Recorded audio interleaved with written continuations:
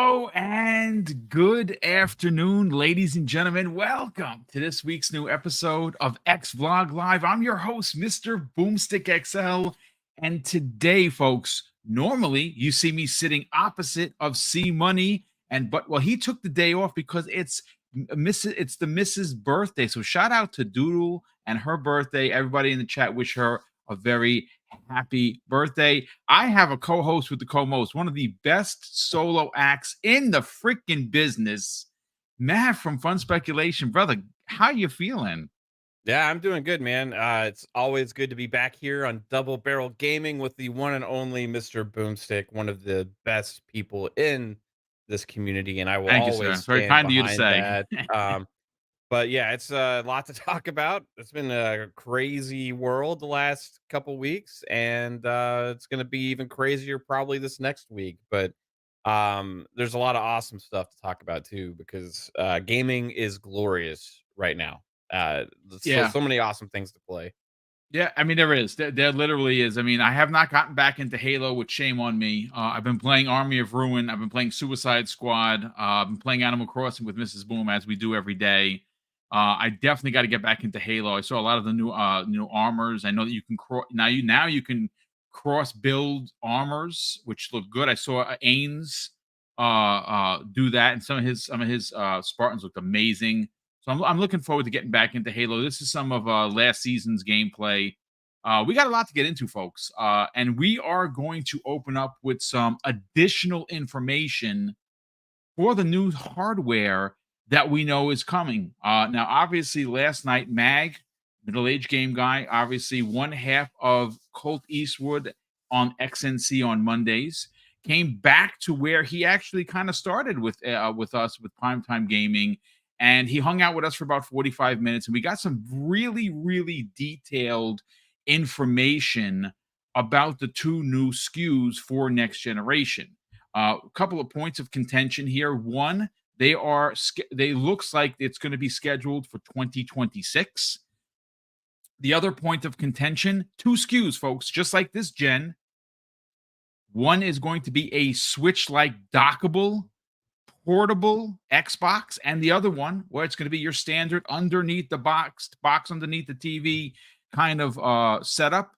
They're expected to both be powerful, but folks, this is what happened last night. We got done with the show, and I got a DM, and it turns out said person was listening and in. Whether or not they were in the chat, I don't know, but I know that they were listening to the new episode of Primetime Gaming. This said person happens to be, folks, Mag's inside man or woman. We don't know.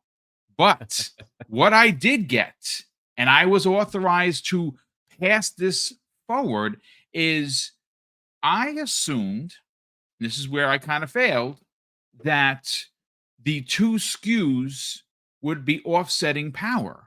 The box, meaning underneath your TV, would be the most powerful. And of course, the handheld, which we would equate to like a Series S type of power when you're looking at the Series X. Well, that is not, in fact, the case at all. Because according to what I'm authorized to put out there, thanks to Mag and this said person, this is what they had to say, folks. The word is the dockable Xbox and regular console are aiming for the same exact power, which says to me that any narrative or any concern for some of the, issues that the Series X had versus the Series S this generation. Well, Mav, if both SKUs are identical in power, well, then devs don't have to make separate builds to make these games. It's literally, okay, we're making it for this, and it works on both. What are your thoughts on this new information? Yeah, it's interesting. I kind of just my first impression from hearing that is how the heck does that work? Because I'm looking and thinking about what a portable something it's even as powerful as a Series X or PS5 would cost right now. You know what I mean? So, um, if we're talking about the same power on the next device in 2026, is that if you're gonna have a handheld version of it, I wonder if there's something that they're doing with because the handheld would be such lower resolution natively on a small screen, the Right. dockable device making it jumping up that resolution and adding power to it, right? In some kind of way. Um, because I'm just trying to wrap my head around how I that would have a theory.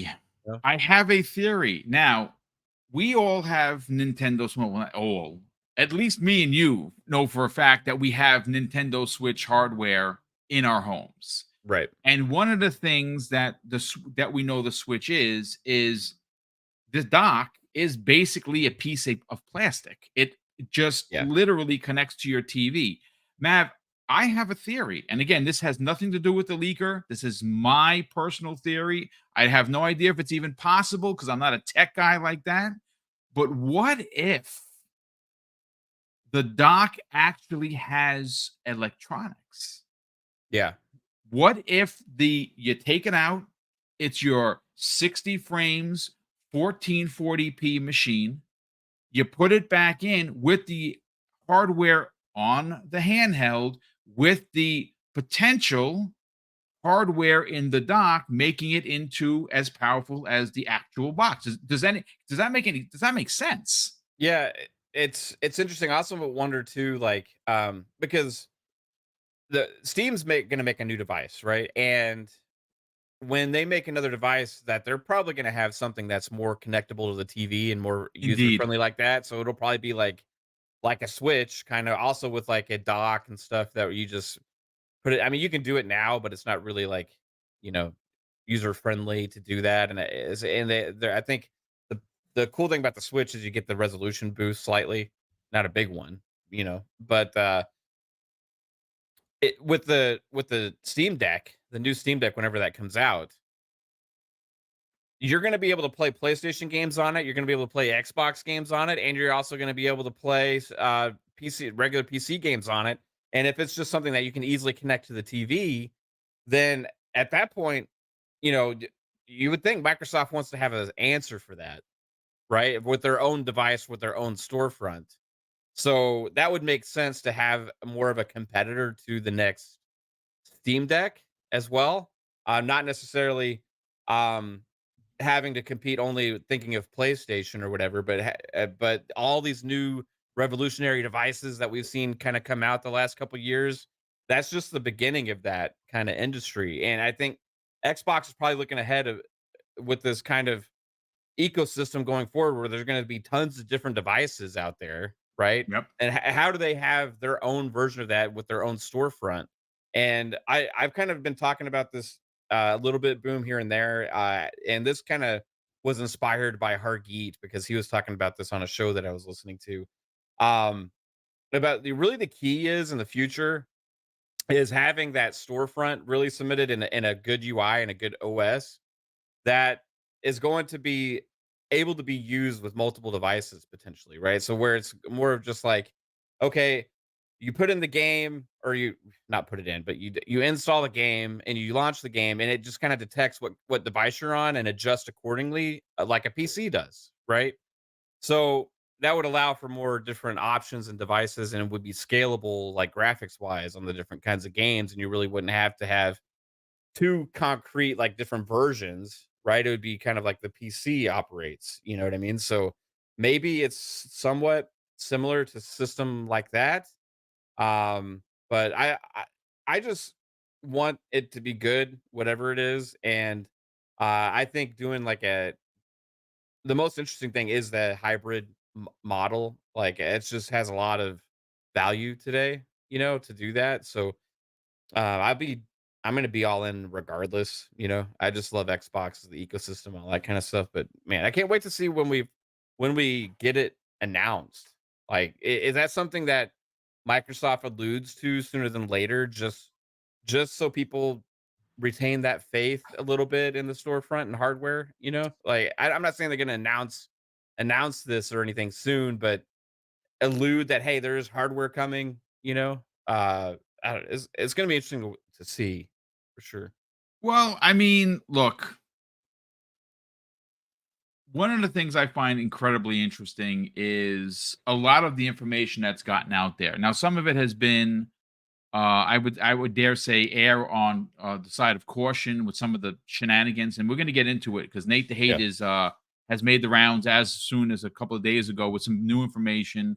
I don't know if he was fed this by Microsoft to kind of calm the the talk within the community. We'll get to that in a hot second.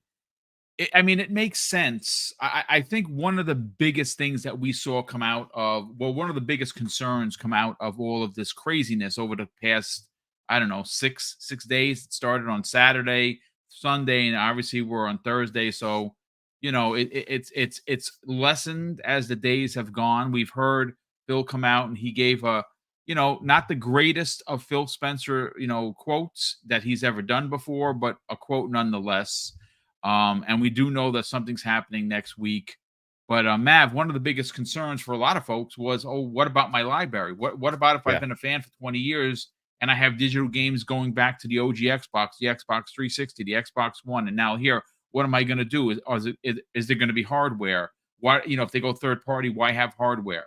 Well, I mean, there's a couple of thoughts and theories. You actually brought it up in your Mav rant show the other day where you said that, and it made perfect sense. If they went full third party, right, they would only be getting 70% of the take on a game on PlayStation, on Steam, and on Switch. But Right. if they have their own hardware, well, that's a full 100%, right? Yes. So, why would you give away 30% of your potential take by not having hardware? Why? Because they have to R&D it. Well, I mean, they've been in the business for 20 plus years. They understand that every time they release a hardware, they're already working on the next piece. So, like I said, I never had any concern, honestly, for the hardware going away. I did have some concern about what first party games, but again, we will read Nate the Hate's recent post to kind of, and again, I don't know where he got it. Did someone from Microsoft reach out to him and said, "Hey, dude, listen, can you run with this because it's pretty popular?" And his his original tweet kind of set the world on fire. So I don't know. But Yeah. real quick, Matt, before we get into continuing this topic of conversation, Sith Lord drops a very generous $2 super chat and says, "Oh my God, my man Mav, it's a great day when Mav is here. Indeed, it is. So we're happy to have him for sure." Shout out to Sith Um, Lord. Yes, thank you for always what he does. He's always tweeting our, Yeah. like, hey, today is Mavs Day, today's Pong and Steel. So thank you so much for the Yeah. Love that. consistent help. We definitely appreciate that, putting out the word. And Michael Mooney drops a very generous £5 super chat. And he says, what if handheld devices are the next VR device and Switch maxed out the demand? I mean, I don't know. I mean, VR is niche. I mean, look, I love it. I'm gonna be honest with you. I did a 60-minute boxing class today in VR and I'm exhausted. And it works. Does that for everybody? No, but I don't think you're ever gonna see like the handheld get played out. I think now there's going to be a lot of choice and you're going to really have to do your homework. Whereas before it was just the Steam Deck, the ROG Ally, and maybe one or two others. Now it's a plethora of devices. I don't think it's going to turn out to be like VR. I think that I'm actually surprised, Mav, it took this long to get here, considering that the Switch came out in 2017. Yeah. It's actually quite surprising that it literally took this long for the Steam Deck to come out, and then everyone's followed suit after that. That's what I'm more surprised about. Not so much that if it's going to go away. I think it's the market is going to be flooded. What are your thoughts on Michael's theory? Yeah, I mean, as far as like the Switch already kind of capping that market out, like we're seeing these other new devices really kind of take off, right? And they're just still early, but the Steam Deck's always selling well still. You see like ROG Allies and people keep sharing that they're getting those and stuff. And the thing about that aspect of the market, like the Switch is a potato compared to what these other things can do, right? We talk about Series S being a potato. You want to really talk about the potato of the industry? Is it's a Switch. It is the Now, Switch. It is. Yeah. but like it doesn't mean it doesn't have great games, right? It has great games on it because that's just they're able to maximize what they can do with the kind of device that they have, right? But like the key to these other devices is taking that other more high scale, like high end experience and bringing it to a more of a portable fashion. And I think the technology really with games is really just getting there. And we're seeing like Apple now making it to where you can run like AAA type games on their like phones and stuff like that. So you're seeing this new push with high end games on mobile devices, right? And as more and more people have grown up mobile gaming and like kids and teenagers and all this kind of stuff, there's a lot of handheld mobile gamers out there, right? Personally, it's not my number one cup of tea, but I do like the functionality of being able to kind of walk around the house or like have something that you can use in different places. Right now, I'm using a tablet in bed. I'll just prop it up and I'll play like either Steam Link or Xbox console streaming to that while we're watching a movie. So like there's definitely use cases for all these things. A lot of people travel, all these different kind of situations, but I don't think that's a tapped out market at all. But like as far as the Switch is concerned in itself, I think that they need to their biggest concern, I think, is just how content people are with the existing Switch.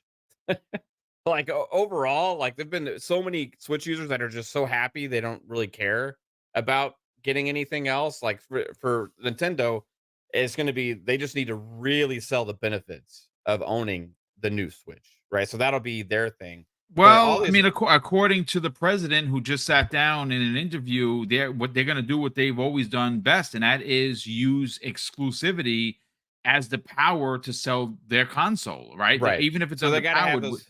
They got to have those hit games, right? And they got to have like, it's gotta look better too, I think. But I think that usually what Nintendo does, like, because they even did this even with the Wii U that hardly had any sales, like, the first initial games come out and they're usually generational, right? Because, like, Zelda Tears of the Kingdom or what was the first one? Breath of the Wild. Breath of Breath the of the Wild, Wild yeah. and also, like, Mario Kart, those were Wii games, right? Wii U games, and they just made them also for the Switch, so, um graphically, I think you're gonna see an enhancement there, but comparatively to, like, the Steam Decks and these other devices, people always said, "Oh, Nintendo's fine forever," and I think it's more so because of the games that they have than the actual hardware, right? So, yes, on that, but on the, other devices, I think there's a huge market that's gonna keep growing out there, and, they're gonna be selling, and I think the Steam Deck, watch out for the next one. I'm just saying, watch out for the Steam Deck too. Whatever it is, I think is probably going to set a new bar for that kind of system. And I think there's going to be a lot more people getting devices like that than we think. So we'll see. Yeah, I mean, look, it's going to be very interesting. The market is changing, and I'm here for it. I will say this: if there are two SKUs, like it has been leaked, and they do move forward with that, they're getting me for both consoles. I'm buying both day one. I'm going to get the one for underneath the TV, which would be the big the box like every diehard Xbox fan wants to continue to have. And in the bedroom, I'm going to keep the Switch-like device so that when I'm done playing and I have to run out, I just grab that and I just keep it moving. Hmm. I have two Xbox Series X's in the house now. One is in the bedroom, and one is in obviously the entertainment center in the living room. I would just buy two new boxes. One, of course, would be for one place, and one would be the other. So they definitely got me, and more than likely, it's going to be for three because I'm going to get my nephew Tyler his own handheld version of it, so he can game on the go because he's a Switch kid, but he would definitely play Yeah. Xbox as he does now. Um, but look, I do want to bring in again, just keeping with the conversation about some of the things that are have happened, some conversation that came the way of Nate the Hate. And he said this on the 6th, folks, and I didn't see this. Someone actually just sent this to me, and I figured, well, being that we're talking about what's going on with the future of Xbox, let me just kind of reiterate some of the things that he had to say. And again, this comes the way of Nate the Hate on Twitter. He said this on February 6th. And this is what he had to say. People are making wild assumptions that every game is going multi-plat, which is not the case, nor is Microsoft going to exit the hardware industry. The multi-plat strategy is a slight shift in strategy in which some, and he capitalizes SOME, titles go multi-plat. Microsoft will keep high profile games exclusive. Now, granted, he doesn't work for Microsoft, but I'm sorry to say, he has his ear to the floor. Now, I said it a few minutes ago, Matt. I don't know if this was fed to him by somebody, uh, from Microsoft to kind of calm the fears of the peoples. I honestly don't know. And I'm not going to ask. He wouldn't give me his source anyway because I don't even know the dude. Yeah. Um, but I mean, it's honestly not too different than what because he's the one that originally started all of this with the hi-fi. Well, no, he didn't even say hi-fi rush. I think it was like a high-profile game of the year high type profile, highly game of the year contender, rated right? title. Yeah. Right. What is gonna come to another platform or something like that, right? So that just let everybody's wheels spin like crazy, you know. And everybody then has started adding more games and then more games, right? Yeah. Then it was like, okay, Then it well was then, everything. yeah. Everything is So, going. Yeah. so Even unannounced games. I think more he's just kind of corroborating things because like if you look at this whole feed, it started with him was replying to about Xbox Errors report about Starfield, right? Mhm. And he says that he thinks that that's a possibility as well. That's a rumor right now that he thinks is a possibility.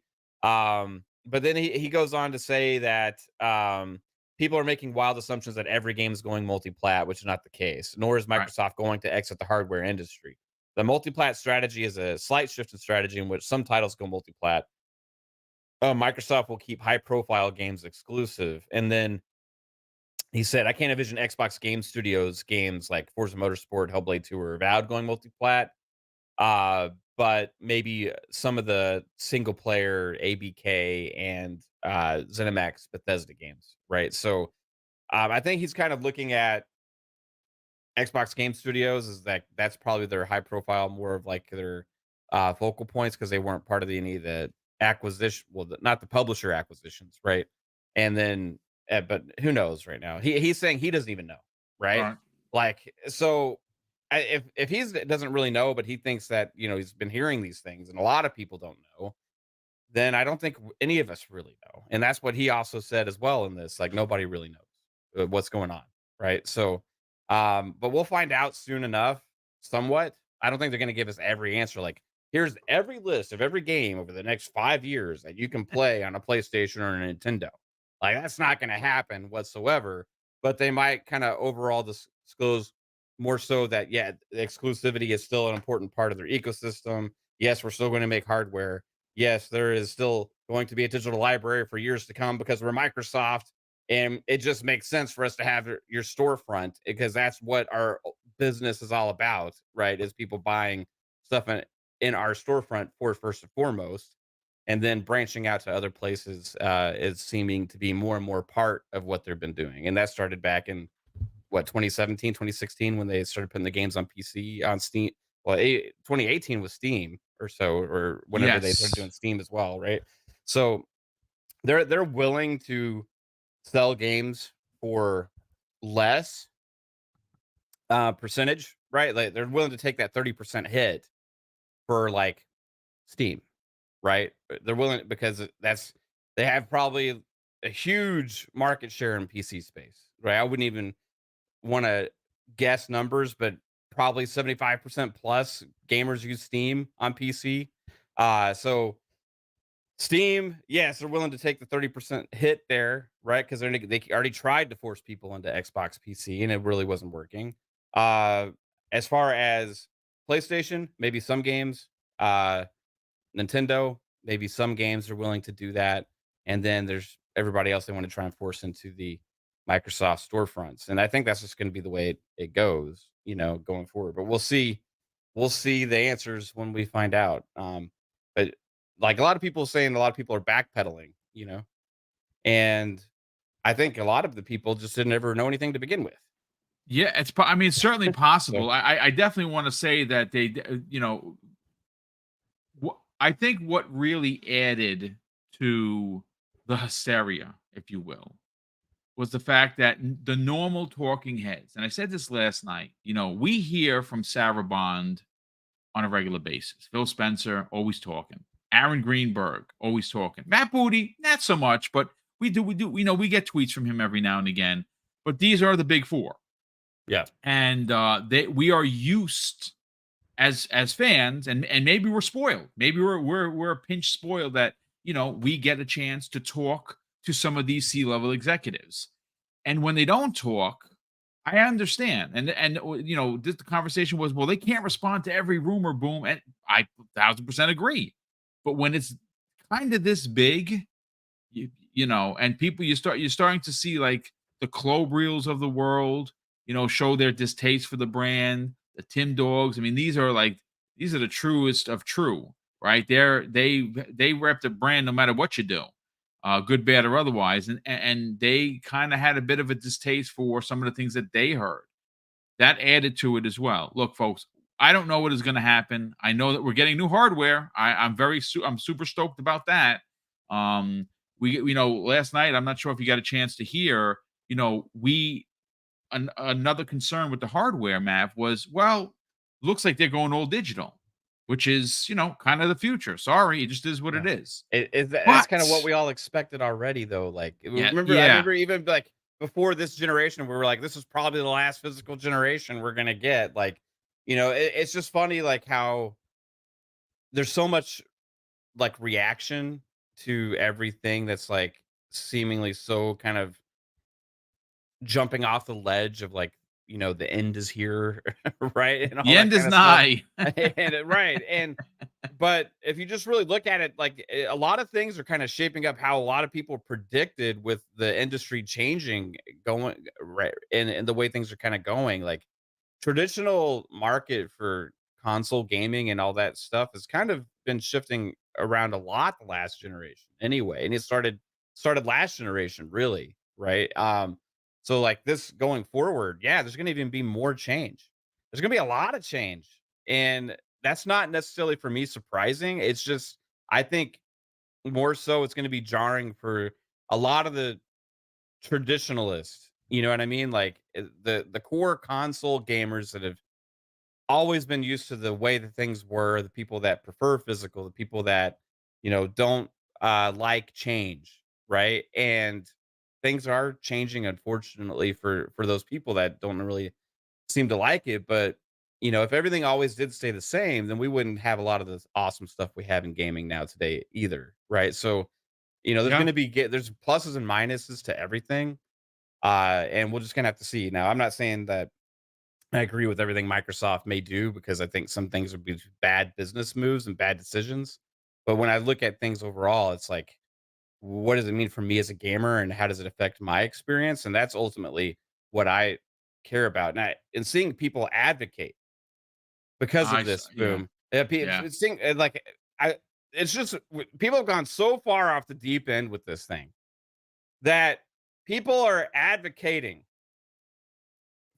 for us as consumers to get charged more money and to yes, take away benefits from us like day one on Game Pass in order to keep games off of other platforms. Like there has to be one or the other. We're talking about a $3 trillion company, right?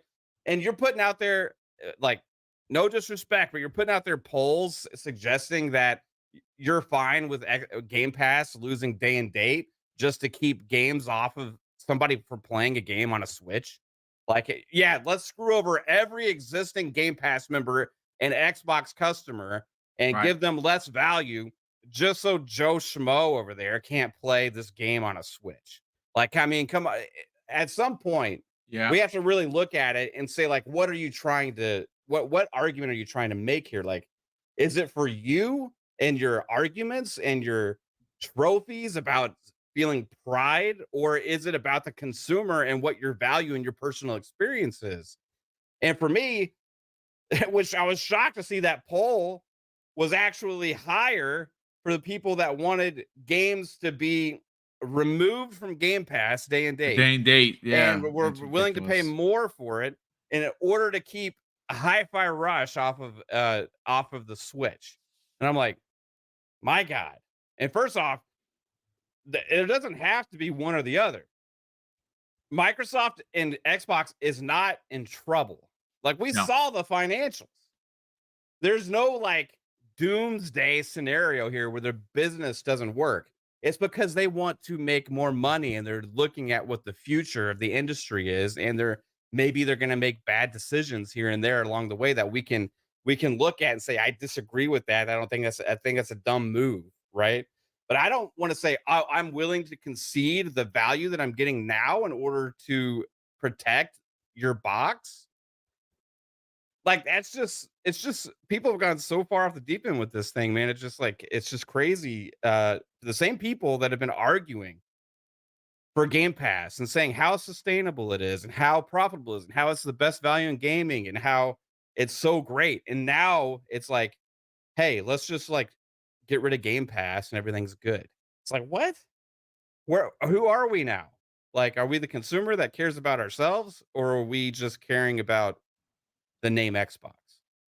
I don't know. listen, I don't know. I could tell you this from a retired guy's point of view, where I have a great pension, folks. You know it. I've talked about it before. I don't want to pay more for my Xbox games that I could get on a service for 17 bucks. I think it is utterly ridiculous to suggest. Now, listen, I guess it's gonna the mileage is going to vary on person to person. For me, if there is a collector's edition for an Xbox game that's on Xbox Game Pass that I really want, I'll buy it. I've done it before. It's not a problem. But if I pay 17 bucks a month, which is 16.99, I do, and there's a game A that's a triple A banger like Hellblade 2 is dropping on a service, I'm going to play it from that service. I don't think there's anything wrong with that whatsoever. I do find it to be a little ridiculous, and I agree with Mav that there is some suggestions out there that hey, no more day and date for Xbox Game Pass, so you can keep game A off of another person's console. Look, I think that there's something to be said about sacred cows, Halo, Forza, Gears. These are pillars.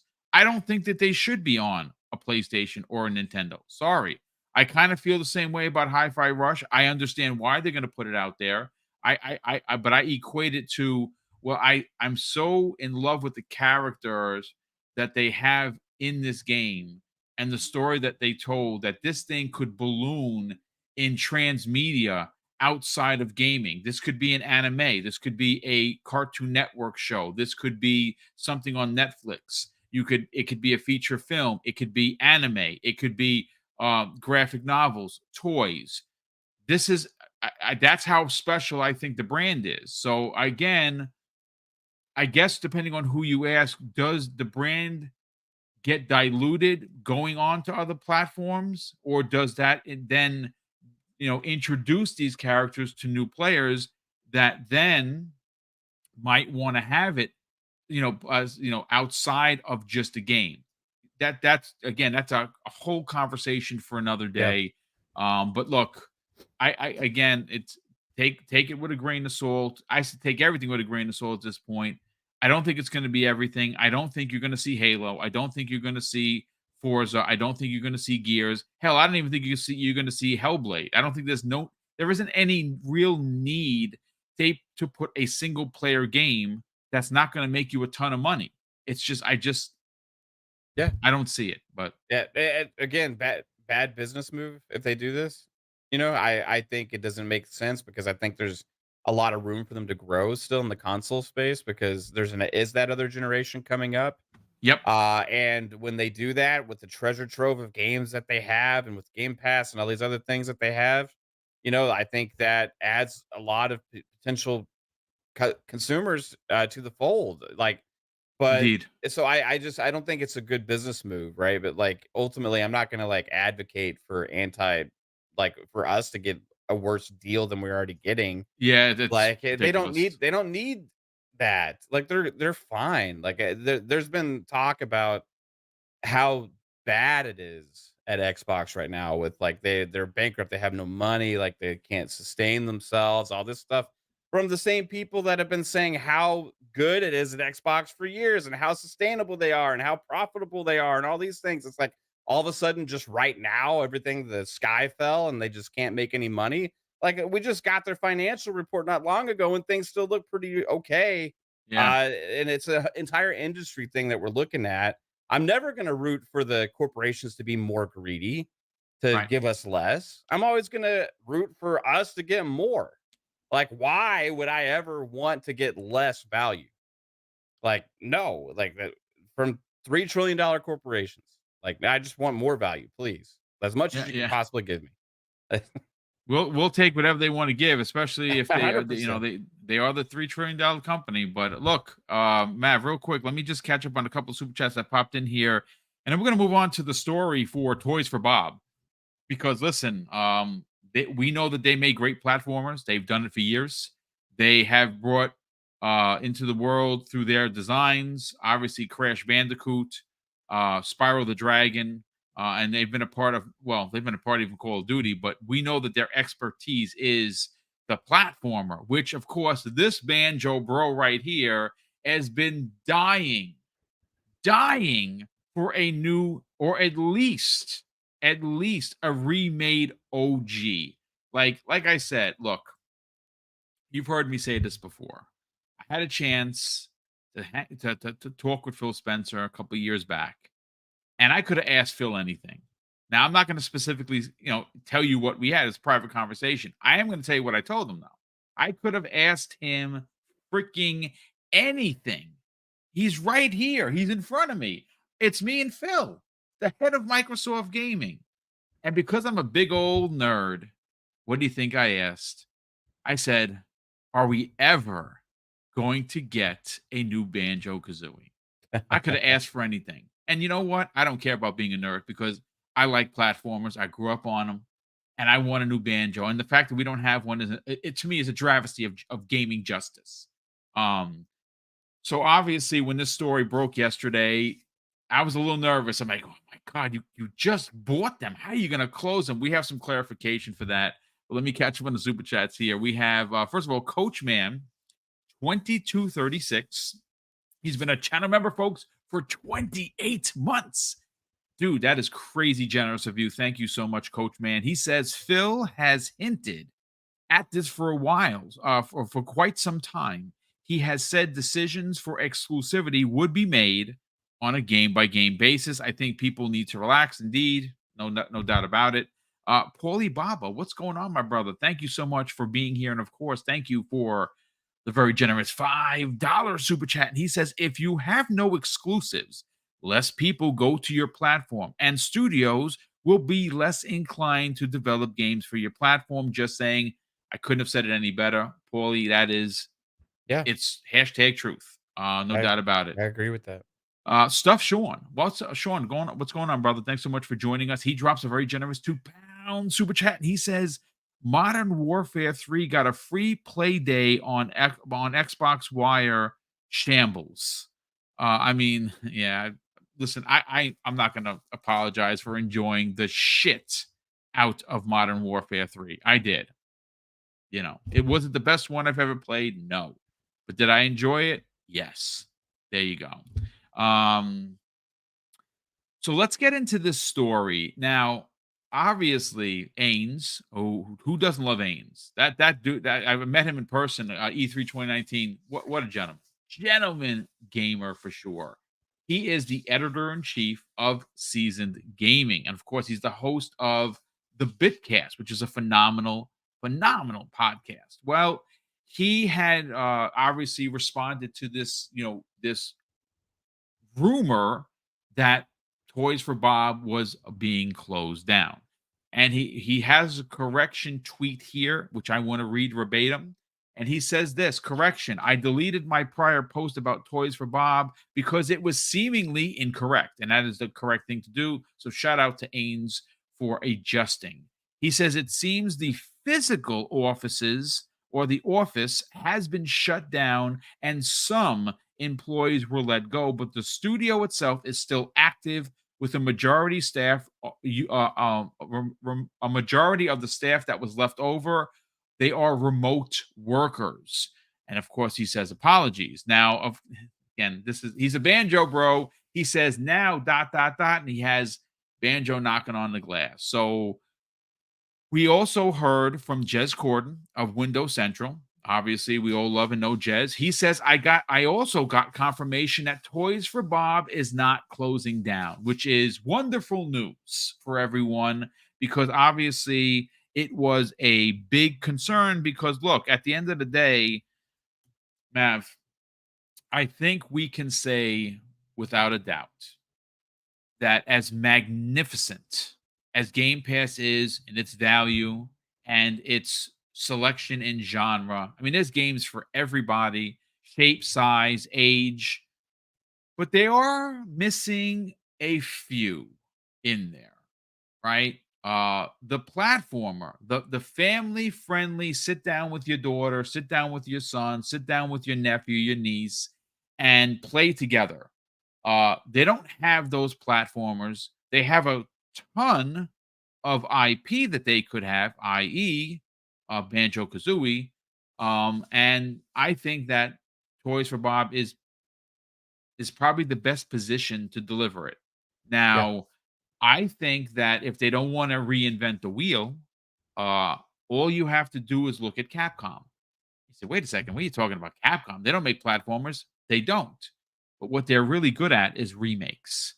And if you can find a team, i.e., Toys for Bob, who knows a thing or three about platformers, say, we don't want you to reinvent the wheel, but what we would like you to do is a Resident Evil 2 level remake of the original Banjo Kazooie. I think not only does that work, but you don't have to reinvent the wheel.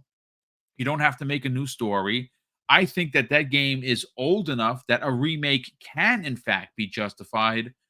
But 2 points of contention here, Mav. One, thoughts on the fact that we have confirmation that Toys for Bob is not closing. And for yourself, and you don't have to be, don't join the Banjo Bros for me. Do you think that the platform actually needs platformers like Banjo Kazooie? Yeah. So as far as like, the Toys for Bob thing, that's just another one of these pile on things that Yes. was going around, right? Like, negative article, like, you had the layoffs, and then even see people even today, after all this other confirmation, come out and say that it was additional layoffs. This is part of the 1900, right? It was just being reported on from a local um newspaper slash website, whatever, talking about the local impact of layoffs, and that's what they do, and not just from Microsoft. They look at layoffs from other people. So they were just saying how the big 1900 layoff affected their local area, right? And they were putting numbers to that. And then people took that out of context, saying that Toys for Bob was being shut down because the building was being closed, just because the article didn't specify. So people were just running away with Toys for Bob is closing, right? Which a lot of people only see the initial rumors or initial speculation or leaks or whatever, and they never even get the truth, right? And this is, I don't want to necessarily go back to the other thing, but kind of compounds on what's been going on the last couple weeks too. That there's a couple of concrete rumors, but then there's a lot of considerations and possibilities that everybody's lumped into one massive thing, right? Where it might just be a couple of truths, but instead it's this whole big other doomsday scenario, right? And then now we have piling on again with this Toys for Bob thing. So again, people need to not overreact to every single little rumor or nugget or leak or whatever that comes out, because you don't know where that information is coming from. You don't know the whole truth or anything like that. And this is just one example again. And it's no different from what we already had heard about a couple weeks ago when they did the layoffs, right? No new information here whatsoever, except maybe that building is being closed because guess what? They don't need the size building anymore because they downsized the studio, and they're probably going to be transitioning those people into a smaller building. Uh, just like they are doing with the Treyarch employees that were laid off there as well. So, besides that, do I want to see Banjo? Absolutely. I would love to see, like, it's not necessarily like I'm a super huge Banjo fan or anything like that, but I do like those kinds of games. I actually like Nuts and Bolts. No, not a lot of people did. Really? Yeah, I like Nuts and Bolts. I played the crap out of Wow, you Nuts and know what? Bolts on I 360. tried to play it. I started a new save, and I'm gonna be honest with you. I put maybe 6 hours in, and I was like, Yeah. "Yeah, this is just not my kind of banjo game." I don't know why. Yeah, there's no problem with that. I had fun with it. I played the original Banjo games. I like them too. Toys for Bob would be a great studio to do a lot of these kinds of games. You could do Spyro as well, Crash Bandicoots or whatever. There's a lot of different possibilities of stuff that they could do. But I think there's a lot of transitioning going on, like with what these studios are going to be doing going forward. And we're going to find out eventually when, okay, like some of these studios that had downsized are going to grow again once they have established projects they're working on, or maybe there's still just going to be a support studio or whatever for a while. But ultimately, yeah, I think they're super capable, so I'd love to see it. I would. I have a question though. It's kind of a weird one. Sure. Just in a hypothetical, because we're in hypothetical worlds with all this chaos going on the last couple weeks, right? Let's say that Microsoft, and we can take it. This is also a ABK company, right? Let's say that Microsoft said that, well, we can justify making this game and putting Toys for Bob in it, but we have to put Banjo also on the Switch and the PlayStation. Would you be like, okay, because like it's a new game that you've been wanting, or do you think it's like too bad for Xbox to do that? It's just a Um, hypothetical no, no, question. it's a great question. Okay, so my direct answer is the Switch port makes sense because Banjo is currently in Smash Brothers. And there, if anyone like, raise your hand in the class if you are into watching reaction videos of fans. Like I said, I'm a big nerd. I don't shy away from that at all.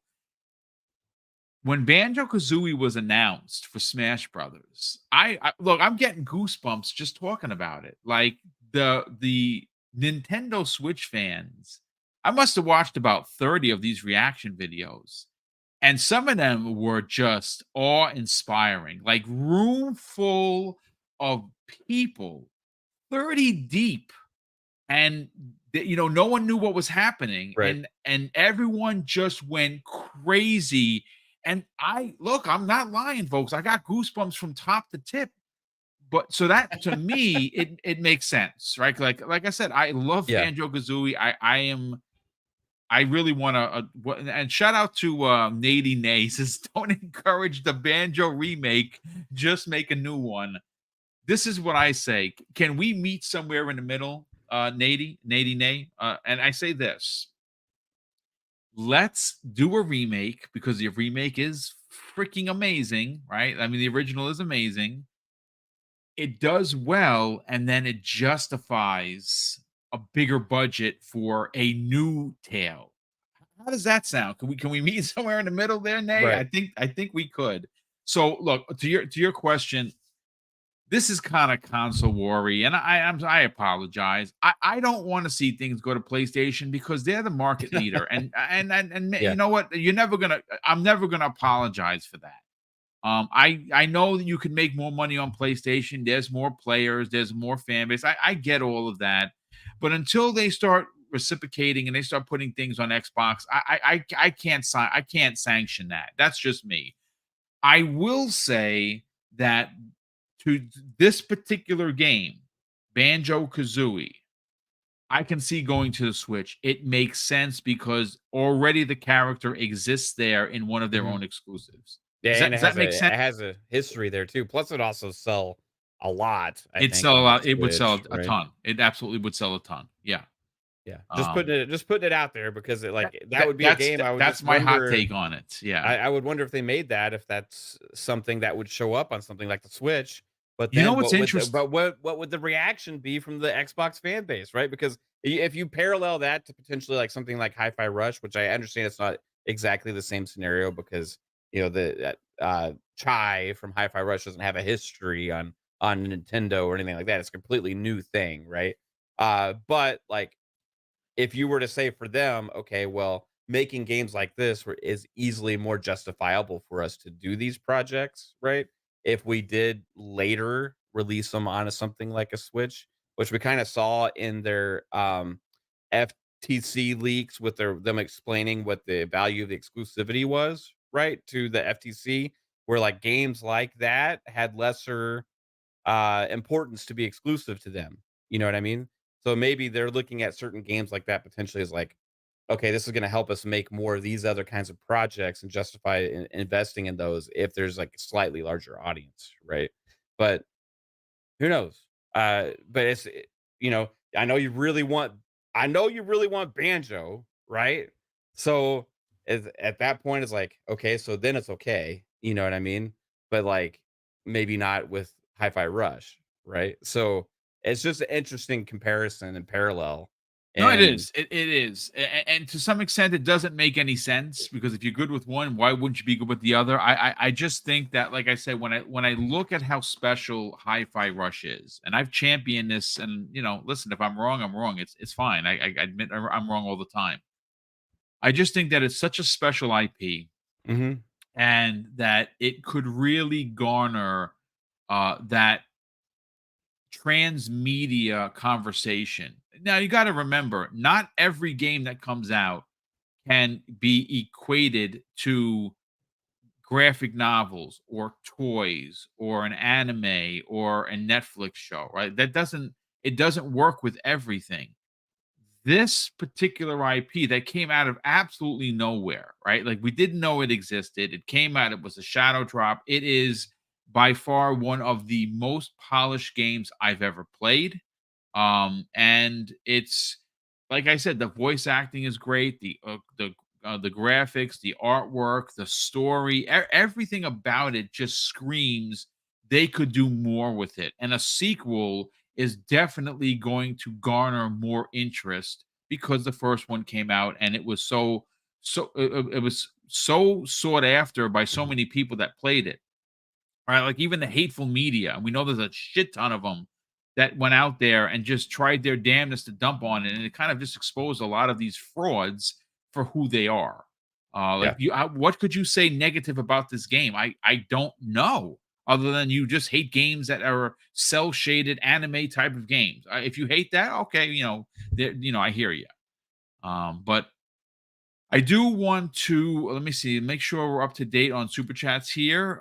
We have two more, and then we're going to get into the Jet Set Radio making a big return because, folks, kind of like the OG Xbox, this could be a launch game for the new Xbox hardware in 2026. We have Sir X-Men drops not one but two very generous super chats. The first one of $5. He says this: "The truth, people the truth. People make up stories when they're scared, and they are scared of the building of Xbox's success, and it scares people that don't like Xbox." And of course, which I'm gonna watch tonight with Mrs. Boom when we get in. Um, he drops an additional $2 super chat, and he says, "Halo season 2 started off amazing, 2 episodes. I can't wait. I can't wait." I'm actually, well, we have a, if you know, maybe you don't know, maybe you find the channel for the first time. You're like, who is this Boomstick guy? I like his semi mohawk, which is all messed up because I just finished working out and I jumped into a shower and got right here. Sorry, the mohawk isn't fixed. Please consider subscribing. I do this 5 days a week. And if you are new to the channel and you don't know, my addiction is because of Mrs. Boom, who's not here. I'm pointing. She's not here. She's at work. Um, I like I like K-dramas. I watch them with her every night. It's crazy. It's all I wanna watch. But this week is different because Halo, we're gonna watch that. And obviously, we haven't seen the Marvels. We want to see that as well. I know a lot of people are like, oh, fame for everyone's the female lead is sucks, whatever. I get all of that, but you know what? I like Miss Marvel. I like Photon. If you're a Marvel fan, you know who that is. Miss Marvel is amazing. She's an amazing character. So we're gonna check that out over the weekend. But Yeah. Matt, I think I think if you like Miss Marvel, then you're gonna like the Marvels because in a lot of ways, it's more of a Miss Marvel movie than it is a Captain Marvel movie. So okay, just putting that's that out fair. there.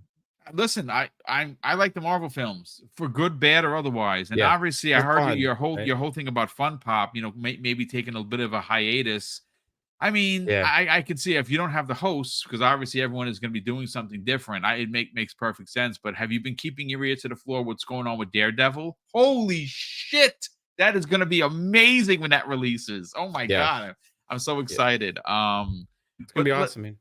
yeah, yeah. Well, maybe that's when you make a big comeback, right? Like Daredevil Born Again, Fun Pop Born Again. Here we go. Yeah. So listen, we only have a few more minutes. Obviously, this is a smaller show. We got fit about 18 minutes, folks, because we're usually 75 minutes and we're out.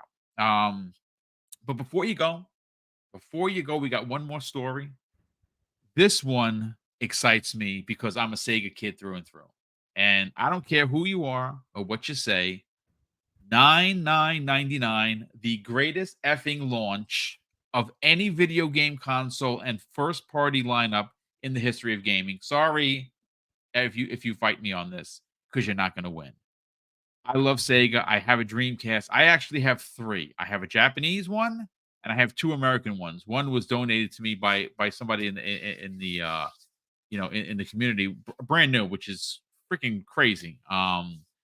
And I have 86 games in storage. I'm I'm ride or die when it comes to Dreamcast. So when I saw this story, Mav, I had to jump on this. Now this comes the way of information specialist, if you will, Hazador Gaming. Obviously, Hazador is up there with the Peter Ovos.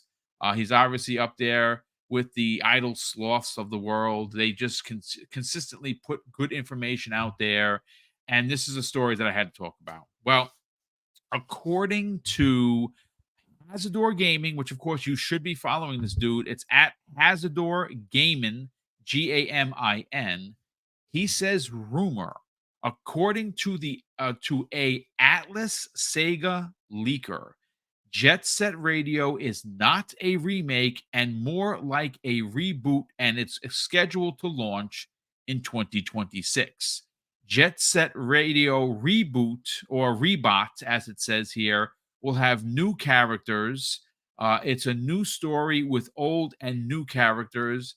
He also finishes it up with Crazy Taxi. Also had a remake slash reboot initiative planned to release in 2027, and there's more. Then again, the leaker is it's at MBKKSSTBHZ5 on Twitter. And the original story that Hasbro reported on is he says this: the new Jet Set Radio game is not a remake. The game is a reboot that will be released in 2026. A remastered version of Jet Set Radio was also planned. That I originally have heard. So look, one of the things that we saw, at least during the game awards, that I walked away as tip of the spear, cherry on top of the banana boat Sunday, was that sizzle reel of Sega games. Now, like I said, folks, I make no apologies for being a Sega kid. I love Sega since the original Genesis way back in the days. And the fact that we're getting new Altered Beasts, a new Altered Beast, a new Crazy Taxi, a new House of the Dead, a new Jet Set Radio, a potential new Panzer Dragoon. It's Streets of Rage. That Streets of Rage looked freaking amazing. I think that there is something to be said about the Xbox Sega partnership. Now, obviously, they announced the initiative, the Super Game Initiative, a couple of years ago. This seems to be the fruit of the fruit of the tree finally bearing. What What do you think if they get a lot of these? Again, I don't think they're going to be exclusive. I don't think that would be even a good play, but definitely be to be a part of a new hardware launch for Xbox. What are your thoughts, Mav?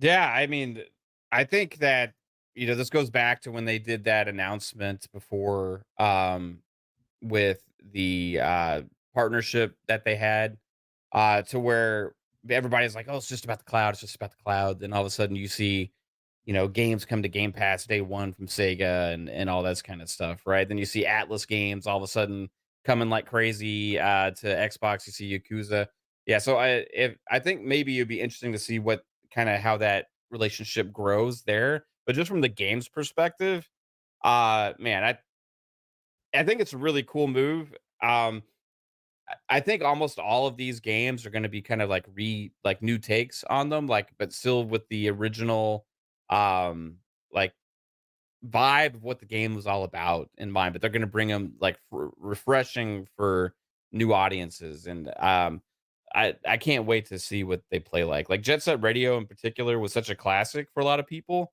and I know we had the spiritual successor game come out, what, like, late last year at some point. Yeah, and it Um got it got steamrolled. Yeah, Cyberpunk. yeah. So Yes, it. I I think this new one, like whenever it comes out in 2026 or whatever, is going to be probably something special. I would like, just personally, I like those kind of games would be awesome to see, like either as a collection, so like three of them bundled together, kind of like an orange box scenario for like a price of one game, or you do maybe like 30-40 bucks a piece, sold separately. Yep. But then also, I with Sega's history in Xbox and going forward, Game Pass deals would seem to make sense for games like that as well. Because those, to your other conversation, Boom, about the family friendly kind of games and kind of stuff like that, like banjos and stuff. Like, a lot of these games kind of fit that mold, and they're also very nostalgia driven. So they're gonna find like different audiences for sure. So I think it would be smart for Xbox, regardless of Game Pass, no Game Pass deals or whatever, for them to really come out strong and market these kind of games as part of their platform, right? So, but I can't wait to see it. You know, eh, the just the glimpses we got from that trailer, Dude, they look I'm so I'm all freaking I'm good. all freaking in, man. But I want to see it succeed because I want them to double down on this. There's way too many big publishers, including you, Microsoft, just like talking about Banjo and all these other things, that have all of these dormant IPs, right? All of Yes. these dormant IPs of franchises that we love. Not every game has to be this huge $300 million project that takes 7 years to make. Okay. Like, if we can go through and make a series of games that are maybe not as like crazy pushing the boundaries of what games are today, but really just keep the core fundamentals of what is great about gaming, and that's fun, and keep that as the core focus. And yeah, they're still gonna look good, they're gonna play smooth and all that kind of stuff. You're doing something special, and you're putting a lot of quality out there. Something that this is kind of like what Nintendo lives off of, right? Like, Nintendo's whole business is making quality, fun games, right? That aren't pushing the boundaries of fidelity or technical prowess or anything like that. It's just making good quality stuff. And I feel like they've done that great. And Sega used to be the biggest competitor in that space, but they kind of got away from it, you know? But this is like Sega kind of going back to their roots, but still doing the other things too. Right. So I love it. I want Xbox to get behind it, because Sega could be like that. If they really establish this relationship and really get it good, Boom, like they could be like the Nintendo, like, part of Xbox in a way. You know what I mean? So I anyway, love it. I think they have a great relationship. I think they should take advantage of each other's relationship that they have here, at where it's going to be a place where Sega games can exist, especially some of the classics redone in the modern era. We saw that scissor reel, and you know what? What was confirmed? they were holding Xbox controllers, not Switch controllers, not Mhm. PlayStation 5 controllers, Xbox Series X controllers. So there's something there. There is definitely something there. I think that they should they definitely should use each other's for their advantage. Sega's coming back in a big way. They have massive amounts of IP, which we saw a glimpse of, and we have confirmation of at least 10 more games on top of what we saw. I think that if those were loaded up to be a part of a launch for a new pair of hardware for Xbox, it would be huge. I don't know. Again, my theory is they're working on so much that it almost seems as if they're trying to build their own streaming channel, which I would subscribe to in Yeah. a freaking second. Now, obviously, they're going to sell the game separately, but if there was a quote unquote Sega channel, dude, I don't care what it would cost. Yeah. What if it Sorry, was like a added tier to Game Pass or it something could like be. It could that, be an right? added tier. It could be a separate thing, like for instance, Ubisoft Plus. I pay for that, and Yeah. I'm not sorry that I did. I got a lot of use out of Right it. now, that's a great. Ubisoft Plus is a good value right now. Like it's actually there's a lot of stuff to play. Is even more coming out this year. Yep. It's really like besides after Game Pass, it's the second best game membership probably to get into Yep. right now anyway. Well, listen, Mav, before we get everyone out of here, again, shout out to the 700 plus people that tuned in. We cannot thank you enough for the crazy support. We have a couple new super chats in here, and we have a channel member message from Lieutenant Hulk. Salute to you, sir. He says this: Bethesda and Activision go third party, and Microsoft Game Studios. I think that's incredibly fair. Hey, listen, you know what? If this is an FTC play, if this is hey, we want to buy more people, we have to do this. Look, if it's gonna go, I think there should be limits. And I actually think that's a brilliant idea. I think okay, Activision we already knew. That's Bethesda, a little bit of a hard pill to swallow for some, sure. But XGS games, they should be exclusive. That's sorry, they should. That's a great point. Dr. J and Mr. H88 drops an outstanding $10 super chat and says, I have always wanted Xbox to create some sort of Super Smash type. They have plenty of IP and now imagine Banjo, Kazooie, Spyro Crash, Chai, Prototype, Halo, and so much more. Dude, I love it. I love that idea. I think there's nothing wrong with copying what Nintendo does with Smash Brothers, but I want that, but I kind of want to push that off to the side. I'm gonna tell you what I really want. I want a kart racer. Yeah. Just again, this would be another 30-minute show, but it's not going to be. But I've talked about this to death. Just imagine because of the IP that Xbox has, in their plethora of IP. You could have a Gears of War level, a Halo level, a Fallout level.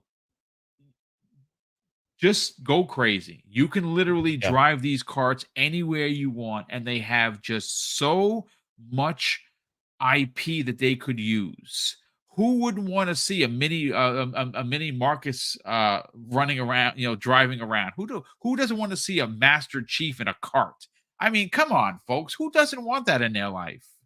It's I don't know. Yeah. I mean, They listen, got with Activision, they got the studios to do games they like that do. now, They do. so I mean, obviously, Toys for Bob made the Crash Racing, and it was made. They didn't even have a lot of characters, just Crash characters, and it was yeah. very successful. So they do have the studio, that's for sure. So we have two. First of all, Nino Vustic drops a very generous one double barrel gaming membership, brother. That's very kind of you. Thank you for the generosity. And one more super chat before we do outros. Wouter Van Putten drops a very generous £2 super chat and says, "Do you understand the concept of love?" Now, I can't sing that. Now, if Umbra was here, I'd get him to sing it because you don't want me to sing. Otherwise, you're gonna unsub. But thank you for the £2 super chat, dude. Super appreciate that. Mav, obviously, today is Thursday. Uh, PM into PM around the corner. Let's talk about that. Let's sell your brand of success, which of course is the Fun Speculation Network. Choo choo, mother, father, sister, brother. Talk about it, bro. Yeah, we got a show tonight, man.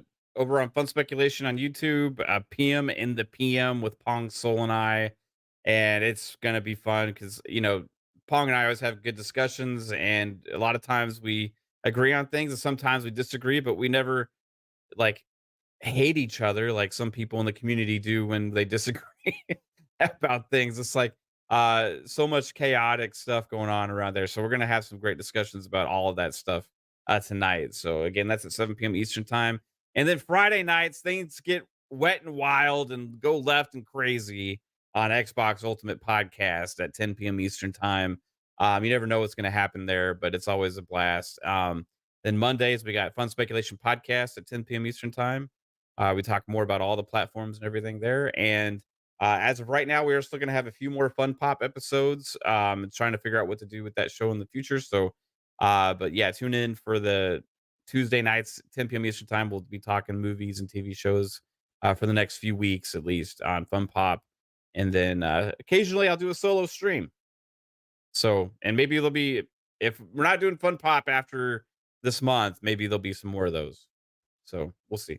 Looking forward to it. Some of the best work that you do, man. Obviously, I don't know how you have the tenacity to sit there for 90 plus minutes, sometimes even 2 hours, and you just go and go and go. Energizer bunny, you are, sir.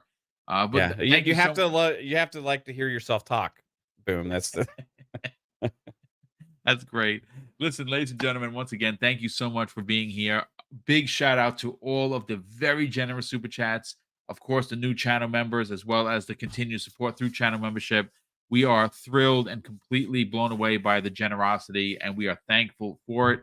Obviously, if you are here still, hit the like button on your way out. If you're finding the channel for the first time, please consider subscribing. And of course, folks, I'm going to close out today's show with something that's incredibly important to me. Hopefully, one day it'll be important to you. And that's something that my dad taught us when we were kids. And he would say, Craig, treat others how you want to be treated. And also, it doesn't cost anything to be nice. You live by those rules, son. I can guarantee you're going to have an awesome day. So take care, everyone. And we'll see you next week on the newest episode of X Vlog Live.